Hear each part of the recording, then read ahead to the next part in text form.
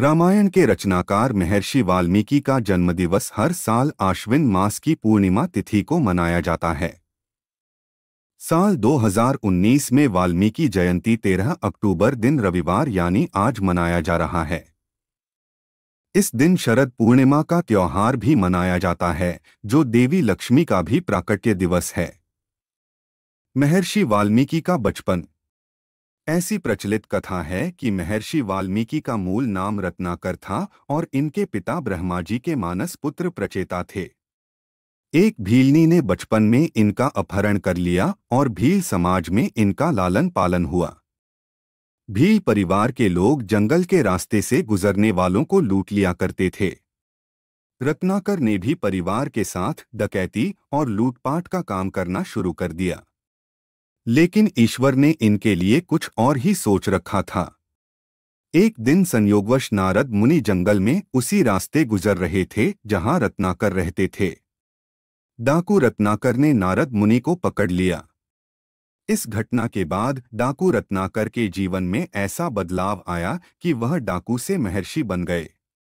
दरअसल जब वाल्मीकि ने नारद मुनि को बंदी बनाया तो नारद मुनि ने कहा कि तुम जो यह पाप कर्म करके परिवार का पालन कर रहे हो, क्या उसके भागीदार तुम्हारे परिवार के लोग बनेंगे? जरा उनसे पूछ लो।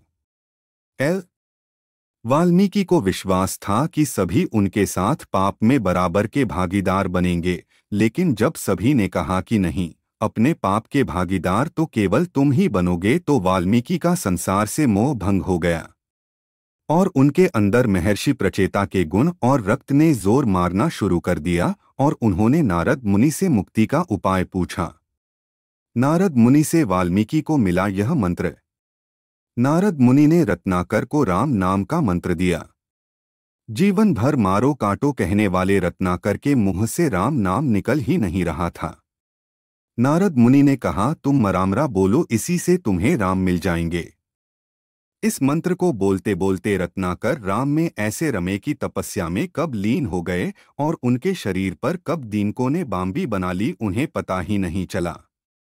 इनकी तपस्या से प्रसन्न होकर ब्रह्माजी ने दर्शन दिए और इनके शरीर पर लगे बांबी को देखा तो रत्नाकर को वाल्मीकि नाम दिया और यह इस नाम से प्रसिद्ध हुए।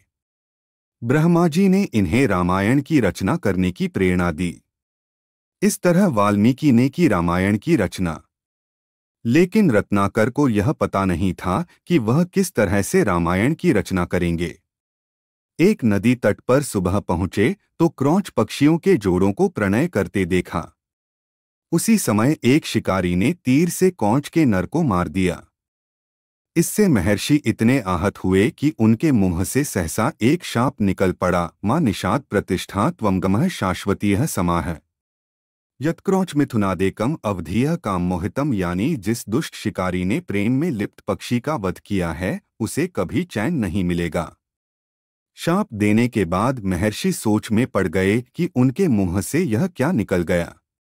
नारद मुनि उस समय प्रकट हुए और उन्हें कहा कि यही आपका पहला श्लोक है जिससे आप रामायण की रचना करेंगे। महर्षि वाल्मीकि ने रामायण की रचना की।